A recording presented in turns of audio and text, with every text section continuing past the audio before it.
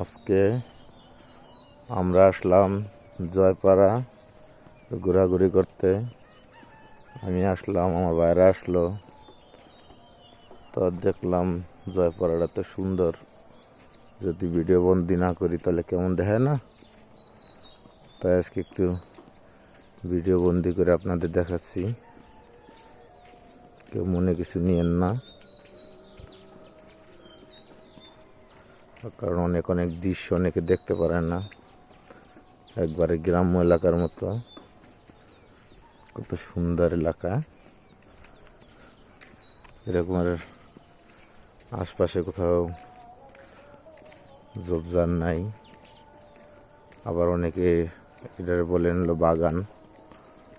দেখছেন কত সুন্দর বাগানের ভিতরে কত সুন্দর বাড়ি।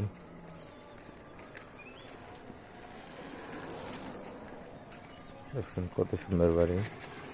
আবার ঝোপঝাড়ের ভিতর দিয়ে কত সুন্দর পিচ ঢালাই রাস্তা গেছে। কত সুন্দর ঢালাই রাস্তা। আসলে আমরা সরকারের দোষ দিছি, শেখ হাসিনার দোষ দিছি যে সে কিছু করে নাই। দেখেন এই সব জায়গাও পাকা রোড হয়ে গেছে।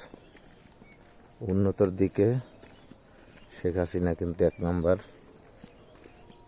যে যাই বলেন, সে কাজ করছে। আর কোনো সরকার এত কাজ করতে পারেনি জীবনেও, আমার বয়সে দেখি নাই। তথাপি আপনাদের কাছে ভিডিওটা পৌঁছাই দেওয়ার জন্য সবার কাছে কুল আবেদন রইল।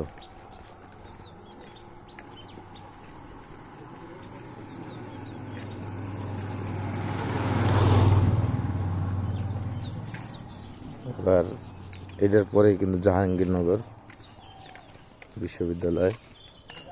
আর এখন আমরা হাঁটতেছি জয়পাড়া। কত সুন্দর গ্রাম্য বাড়ির মতো বাড়ি। আসলে আমরাও এখান থেকে উঠে এসেছি, তো তাই এই জন্য একটু ঘুরতে ফিরতে আসলাম। আসার পরে দেখলাম, একটু ভিডিও বন্দি করলাম।